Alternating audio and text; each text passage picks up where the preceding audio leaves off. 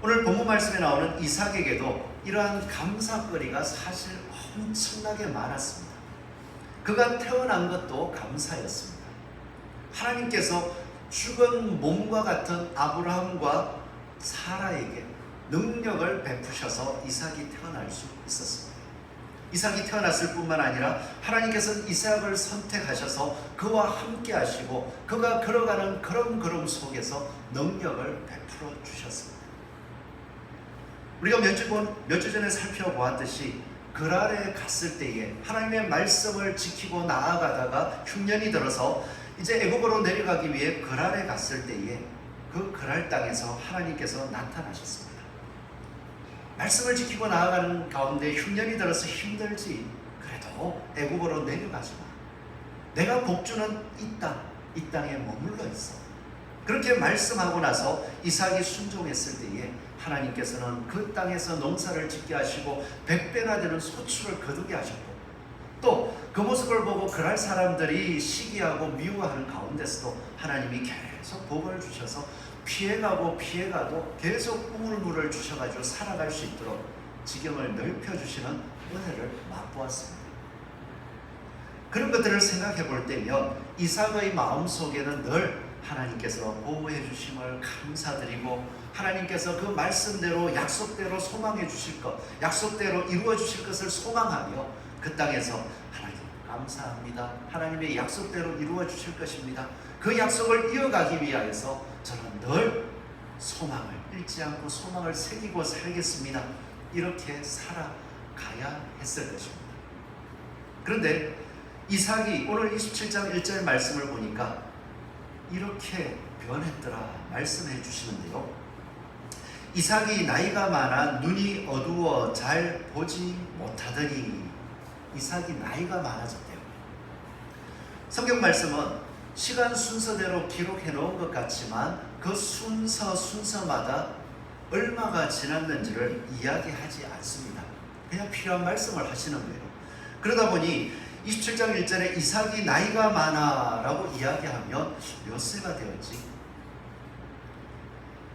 이삭이 60세에 야곱과 에서를 낳았으니까 얼마 전에 이렇게 보면 에서가 결혼을 했더라 하는데 40세였더라. 그랬으면 이삭이 100세가 된대죠. 그리고 성경 우리 페이지 수록에는 한 장 정도 지났으니까 뭐 비슷한가 보다, 한 100세쯤 됐나 보다 생각할 수 있지만, 나중에 야곱이 이 이삭을 떠나서 외삼촌 라반의 집에 갔다가 돌아오기까지 한 20년이 걸렸다 하는 내용들을 생각해 보면, 요때에 야곱이 떠났을 때는 야곱이 78세, 한 70세에서 80세 사이 정도 된다고 하더라고요. 그러면은 이삭의 나이가 130세에서 140세. 지금 이삭이 나이가 많았다, 지금 한 140세 정도가 되었다, 이해가 됩니다. 엄청나게 나이가 많을 것 같아요.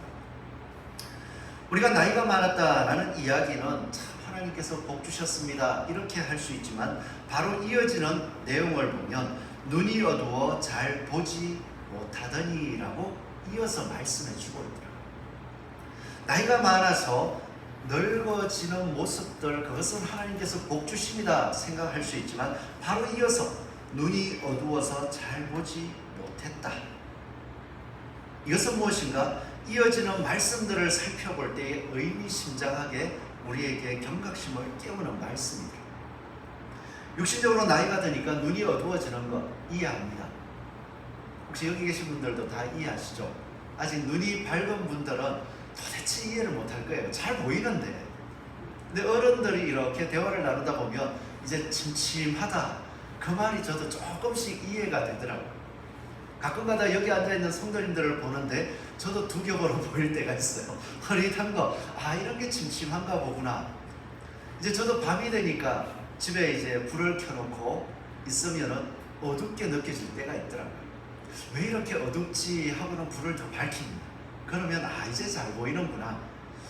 이제 어르신들은 더 할 수 있을 것 같아요.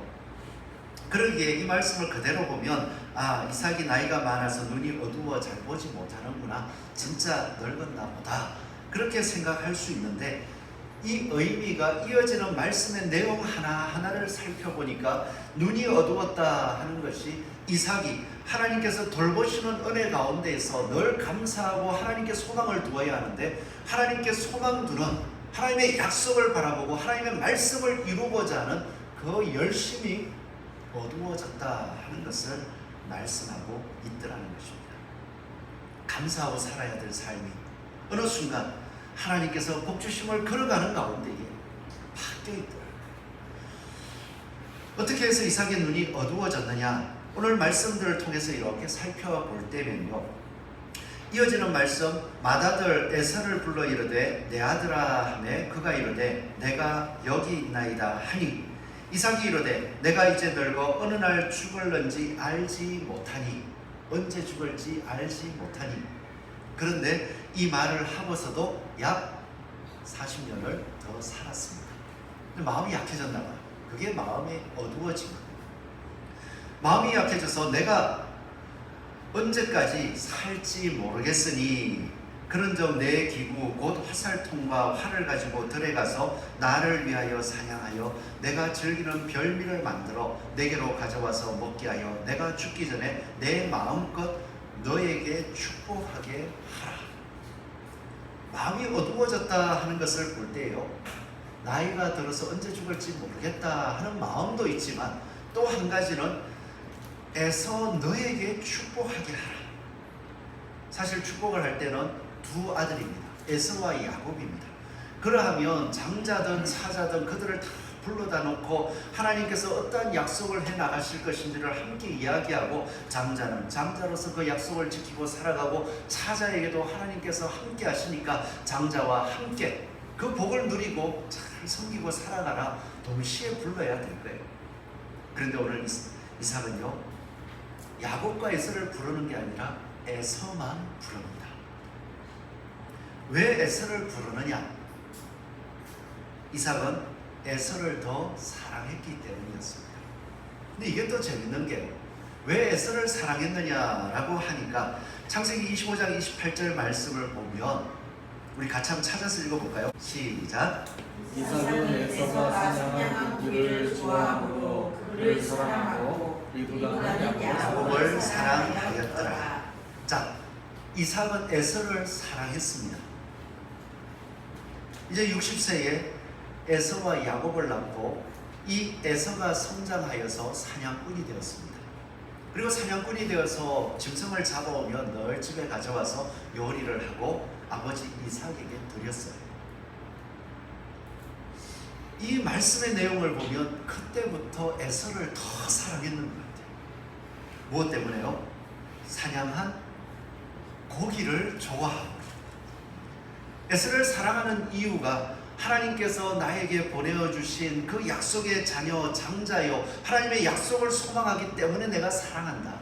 하나님께서 첫째를 주시면 둘째를 생산할 수 있는 능력을 주시며 하나님의 능력의 상징이기 때문에 내가 사랑한다. 그런 의미가 아니라 오직 한 가지, 사냥한 고기를 좋아함으로. 에서를 사랑하는데 에서가 잡아오는 고기가 좋다는 거예요. 그래서 나는 에서를 사랑합니다. 그래서 27장 말씀에도 이야기하기를 내가 너에게 축복할 건데 뭐를 해오라 합니까? 내가 즐기는 별미를 만들어. 내가 즐기는 별미, 내가 좋아하는 거, 내가 사냥해 잡아온 고기로 음식을 만드는 거, 그거 좋아하니까 그거 가져오면 내가 너에게 축복해 줄게. 어느 순간 이삭의 마음이 초점이 변해 있는 것을 보게 돼요. 이런 모습들을 계속해서 생각해 볼 때면 이삭은 하나님의 약속을 소망하며 하나님께서 주신 그 평안한 삶 속에서 약속을 이어주기를 계속 바라본 것이 아니라 마음이 편해지고 육신이 어느 순간 편해지고 나니까요, 세상적인, 자기 육신의 즐거움을 찾기 시작하더라고요. 에서의 고기를 좋아했습니다. 그리고 더 나아가서는 하나님께서 그랄 땅에서 이삭에게 놀라운 역사, 은혜를 베풀어 주셨잖아요. 하나님, 이 땅에서 살기가 어렵습니다. 애굽으로 잠시 내려가야겠습니다 하고 애굽으로 짐을 꾸려가지고 내려가고 있을 때에 하나님께서 멈추어라, 이 땅에 있어라, 내가 축복한 땅에 있으라 라고 말씀했을 때 멈추었습니다. 멈추자 하나님께서는 바로 그 해에 농사가 100배나 소출을 거두도록 복을 주셨고 또 팔 때마다 우물이 계속 나오도록 하나님께서 은혜를 주셨습니다.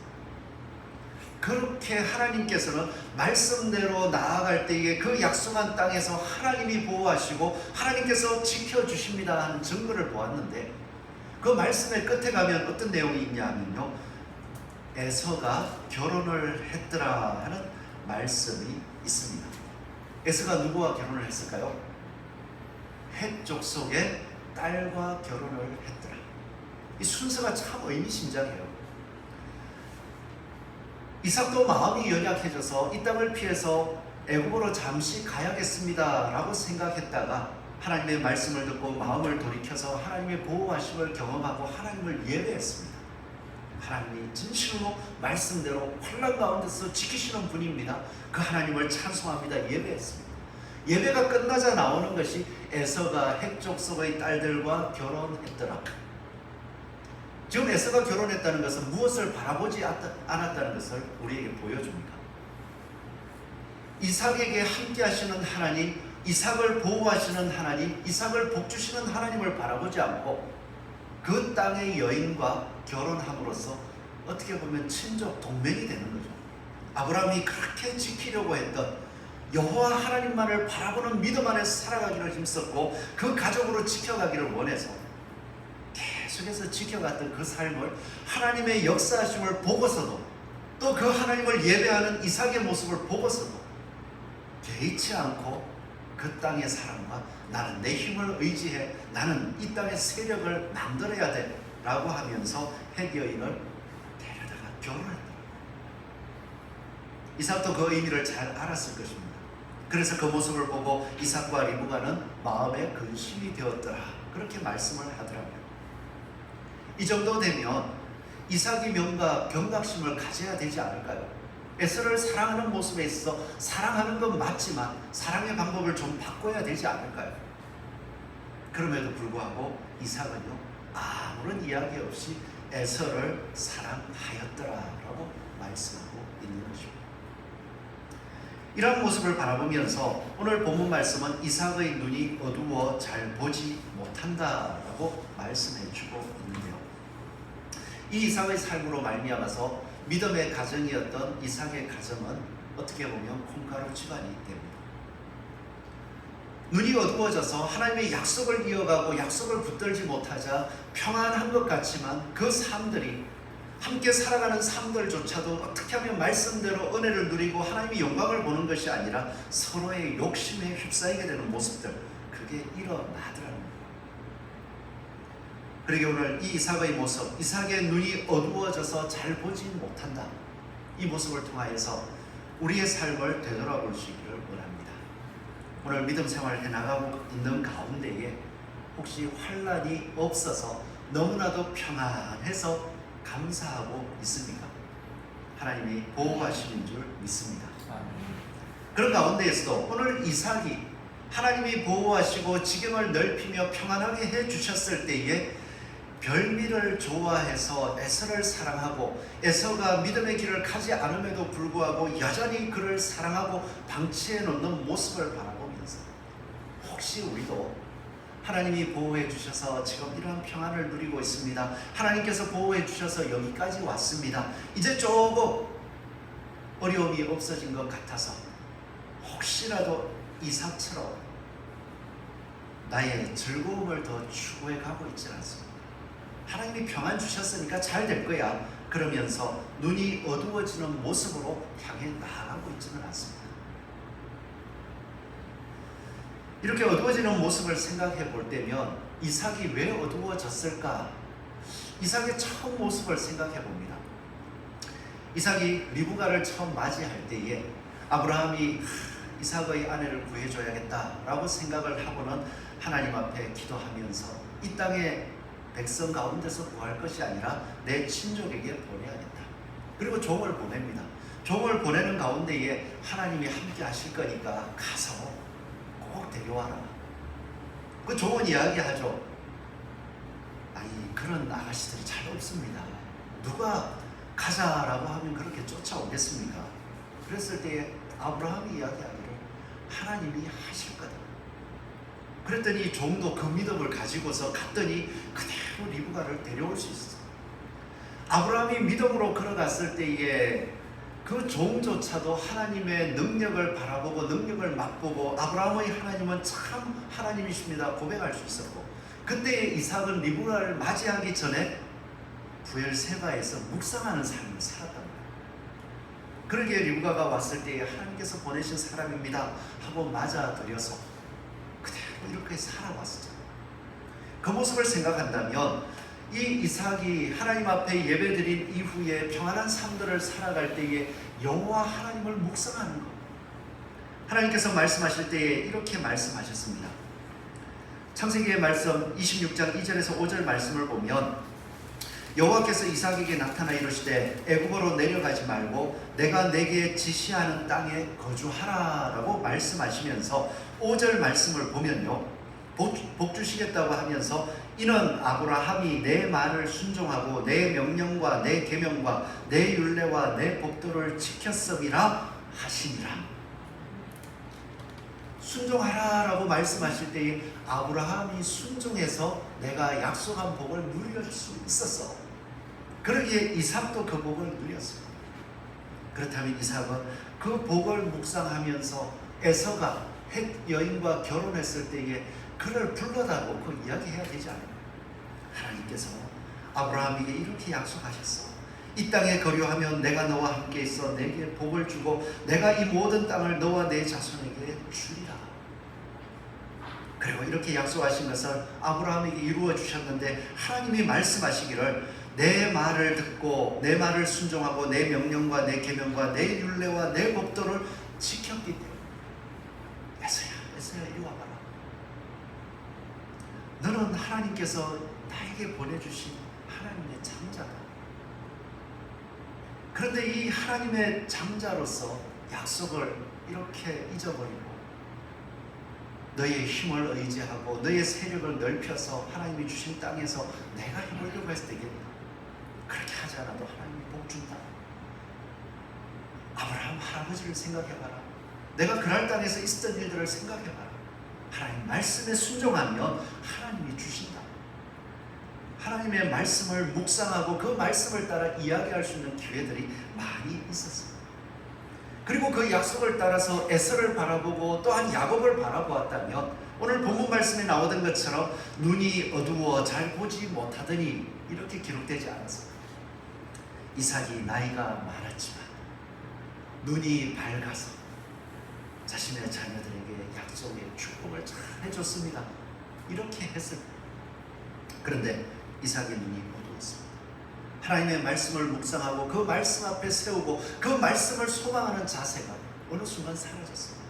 내 육신이 배부르면 좋고 내 육신 맛있는 것을 먹으면 좋고, 하나님이 보내주신 자녀들 야곱과 에서가 있지만 에서가 먼저 태어났으니까 그냥 에서가 장자야.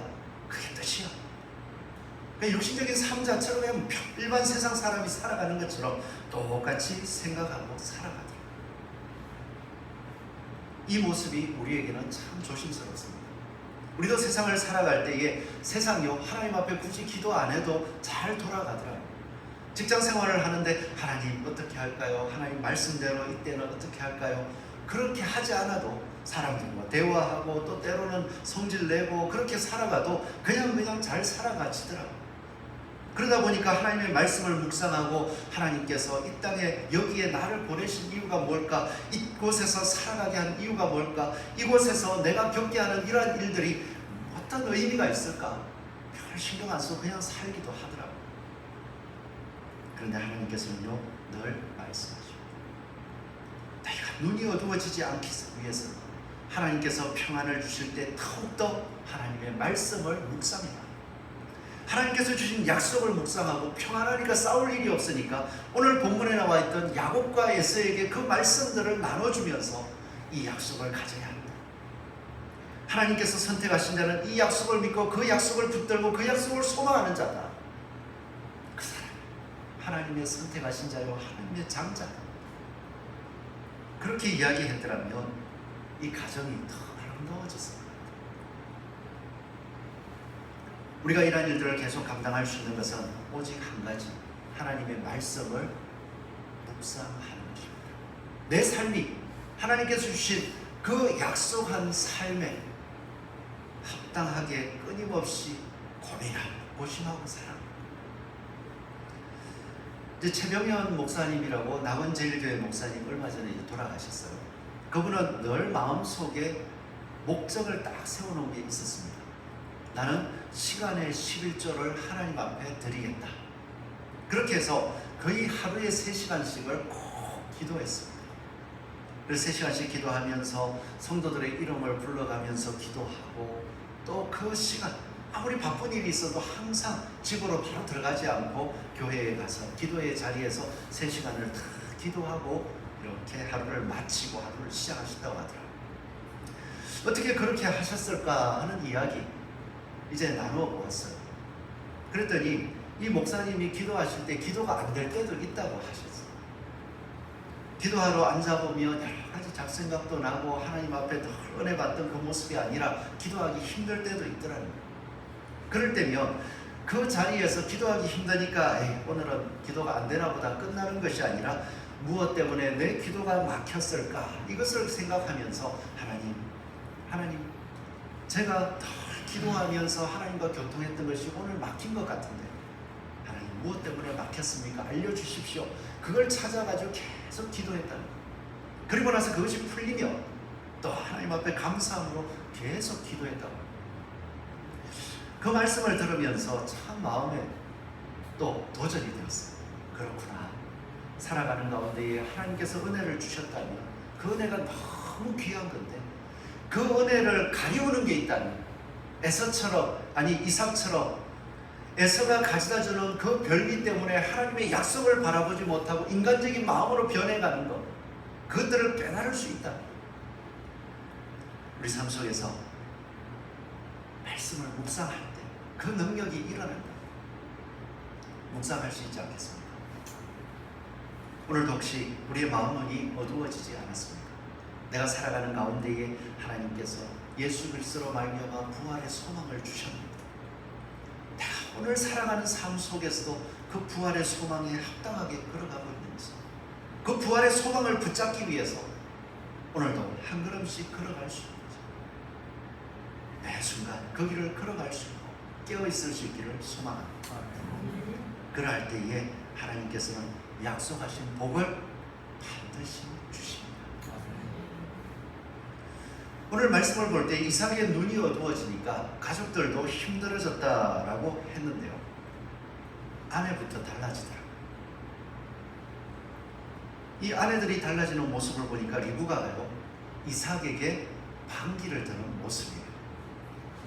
오늘 말씀 5절을 보면 이제 이삭이 에서에게 이야기를 해가지고 가서 사냥을 해서 별미를 만들어 오면 내가 축복하겠다 했을 때 5절을 보면 이삭이 그의 아들 에서에게 말할 때에 리브가가 들었더니 에서가 사냥하여 오려고 들로 나가매, 이렇게 말씀하여 주고 있는데요. 리브가가 들었더니 우리는 그냥 들었다라고 이야기하는데 히브리어 원문을 보면 이게 이런 피엘 분사 뭐 이런 이제 분석하는 게 있거든요. 이 의미가 뭐냐면 강조하는 것이고 좀 지속적으로 있었다라는 의미를 표현하기 위해서 그런 이제 문법적인 형태를 쓴다고 합니다. 그렇다는 이야기는 리브가가 들었다라는 것은 계속해서 들어왔다는 거예요. 이삭이 하는 모양새를 보니까 에서를 계속 사랑하고 있어. 그러니까 본인이 생각할 때는 자기 뱃속에 하나님께서 두 아이가 있을 때 하나님 뜻은 무엇입니까? 하니까 큰 자가 어린 자를 섬기리라 약속해 주셨는데 그게 이루어져야 되는데 이삭이 잘못할 것 같아. 계속 듣고 있다는 거예요. 그렇게 듣고 있다가 드디어 이삭이 에서를 축복한다 하니까 저거 틀린 거야. 그래서 야곱에게 축복을 주기 위해서 이삭을 속이는 일들을 하는 거예요. 거짓말을 하는 거죠. 야곱도 거짓말을 해요. 리브가와 야곱이 하나님의 약속을 받기 원하는 간절한 마음들은 알겠습니다. 그러나 그것을 통하여서 거짓말을 하고 그 약속을 얻어내기 위해서 인간적인 방법을 썼을 때에 또 가정은 풍지박산이 나더라고요. 결론적으로 가보니까 에서가요, 야곱을 내가 죽이겠다. 그리고 그 이야기를 알고는 야곱을 도피시키는데 리브가가 그 이후로 야곱을 만났는지 모르겠어요. 가정의 아픔이었습니다. 우리가 이런 모습들을 바라볼 때에도 항상 눈이 어둡지 않다면 하나님께서 복 주신 아름다운 가정을 우리들을 만들어 가실 줄 믿습니다. 아멘. 우리가 살아갈 때에 하나님의 복을 받으려고 하면 그 복을 받을 때 다른 사람과 뺏으려고 하지 마십시오. 안 뺏어도 됩니다. 오늘 믿음의 복 그대로 하나님께서 우리를 장자로 세우시는 것은 예수 그리스도를 믿는 믿음 안에 세워주신 거니까 하나님의 말씀 따라 살아가면 각자에게 맞는 하나님께서 주시는 복을 다 주신다는 거예요. 우리가 살아가는 가운데에 내 살아온 삶의 걸음이 있는데 어느 날 갑자기 이제 고등학교를 졸업하면서 하나님 앞에 기도해서 서울대를 보내주세요. 그런다고 해서 서울대를 가겠습니까? 아니잖아요. 그러기에 그때의 복은 하나님, 저 사람은 서울대 갔는데 이 사람은 어디 갔는데 그러면서 왜 나에게 복 안 주십니까가 아니라 하나님 말씀대로 살기를 원합니다. 나아갔을 때에 그때에 맞게 자기의 실력, 지금까지 준비 안 한 실력에 맞게 대학에 갈 수 있다면 하나님 앞에 감사하고 하나님께서 복 주신 감사합니다. 그 길을 걸어가면 하나님께 또 열어주십니다. 이런 이야기가 있더라고요. 이제 어떤 아이가 이제 할아버지를 만나러 갔습니다. 할아버지를 만나러 갔더니 할아버지가 이야기합니다. 이제 손자가 이제 너무나도 이뻐 보이고 좀 잘 되라고 염려가 되니까 얘야 좀 열심히 공부해라. 우리 저 옆집에 누구 아들 보니까 서울대 갔더라. 그렇게 이야기를 다 이제 좋게 얘기하려고 했습니다. 그랬더니 이 아이가 할아버지를 바라보며 이야기를 하는데, 할아버지, 저를 다른 사람과 비교하지 마세요. 그러면서 하는 이야기가, 저도 할아버지를 다른 할아버지와 비교하지 않겠습니다. 그 말이 참 마음에 좀 와닿더라고요. 자녀를 양육할 때도 마찬가지인 것 같아요. 부모에게 있어서는 늘 욕심이 있습니다. 자녀가 잘 됐으면 좋겠어요. 그러면서 이 자녀를 바라보면서 얘 공부 좀 해라, 누구는 어떻게 했더라, 그런 이야기를 하면서 늘 다그치기도 하는데, 이제 그럴 때마다 저는 한 번씩 옛날이 생각나요.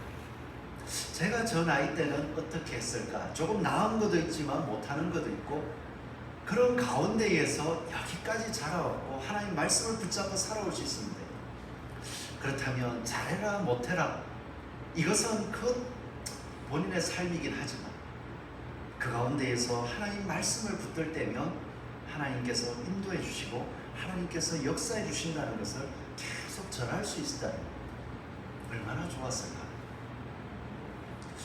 그러게 우리의 삶들 속에서 저 사람 이 사람을 비교하면서 저 복을 너도 받아라, 이 복을 너도 받아라가 아니라 하나님께서 너에게 예비해 주신 복이 있다. 하나님의 말씀을 믿고 그 말씀대로 걸어가면 너의 그 삶 속에 하나님이 동행하셔서 다른 사람들처럼 무엇이 된다가 아니라 너의 삶 속에서 하나님께서 붙들어 주시고 약속하는 것을 세워주시는 것 분명히 알 수 있다.